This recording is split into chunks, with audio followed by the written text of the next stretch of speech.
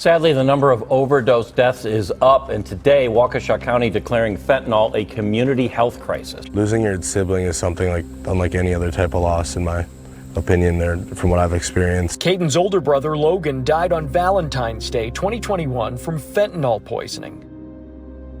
We want this story to be out there so people understand this isn't happening in somebody else's school. This isn't happening at somebody else's campus or somebody else's family.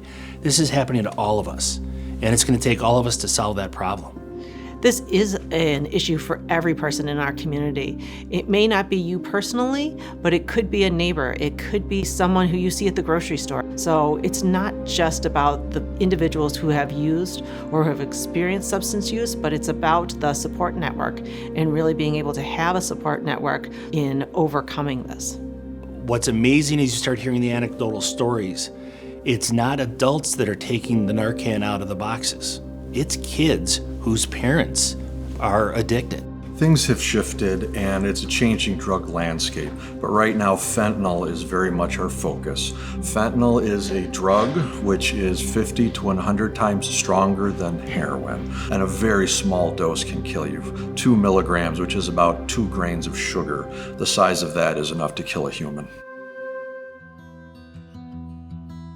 The ways that I look at how we're starting to partner with our municipalities, our heroin task force that we have here in the county, and how we're working together to get more education out is really the success story that we've had in Waukesha County. We have done a number of things at HHS really to address this crisis. Everything from working in our jails and working with community providers, going out into the community, really meeting people where they're at so that more and more people can learn and receive the treatment or support that they need in order to overcome addiction.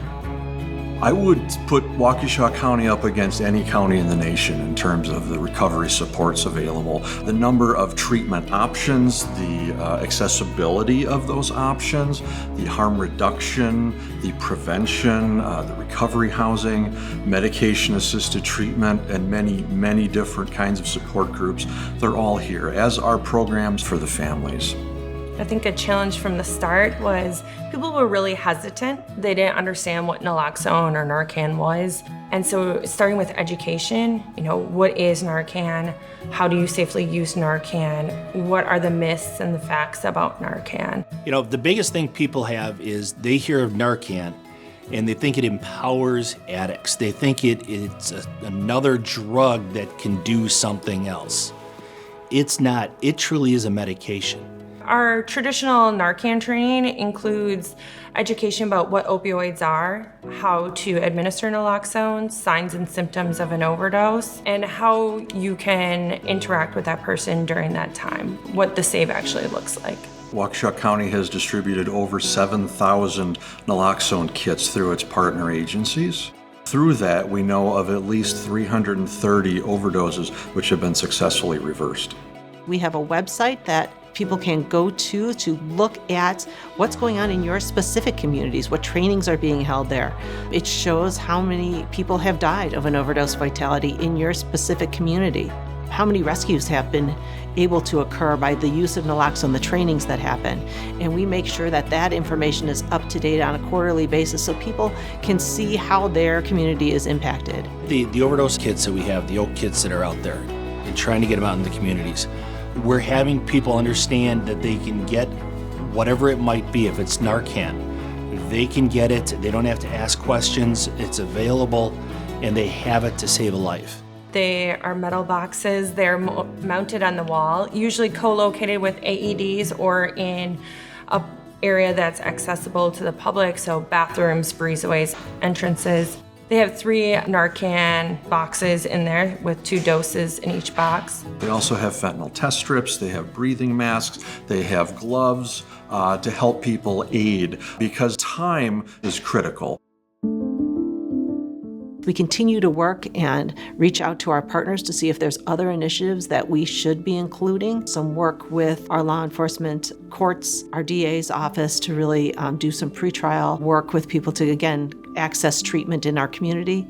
for people who encounter law enforcement, but we have treatment opportunities for people who aren't encountering law enforcement, really wanting to make a comprehensive, easily accessible opportunity for all.